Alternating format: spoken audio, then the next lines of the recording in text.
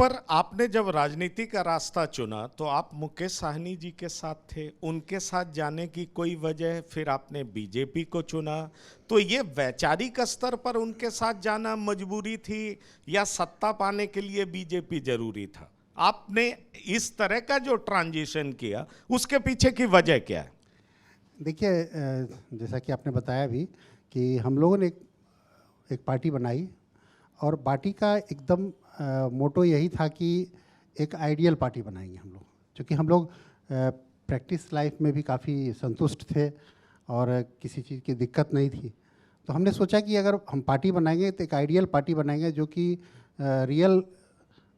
वे में आदमी की सेवा कर पाए, राष्ट्र की सेवा कर पाए। लेकिन कुछ दिनों के बाद मुझे लगने लगा कि जो आज देश में हज़ारों की संख्या में बहुत सारी ऐसी पार्टियां हैं, तो उसी पार्टी की तरह गिनती होगी और लोग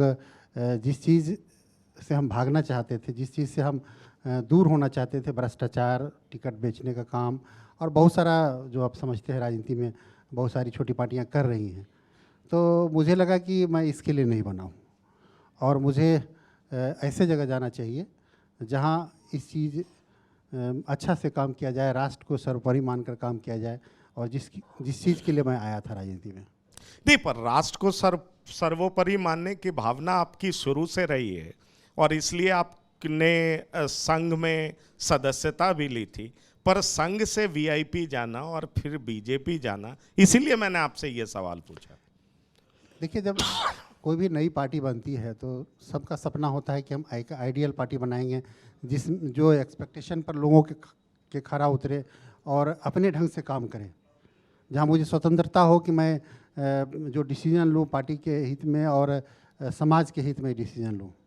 लेकिन जब मुझे लगने लगा कि यहाँ जो सोच करके हम पार्टी बनाए थे वहाँ कुछ भी नहीं है, तो मैंने रास्ता बदलने का काम किया।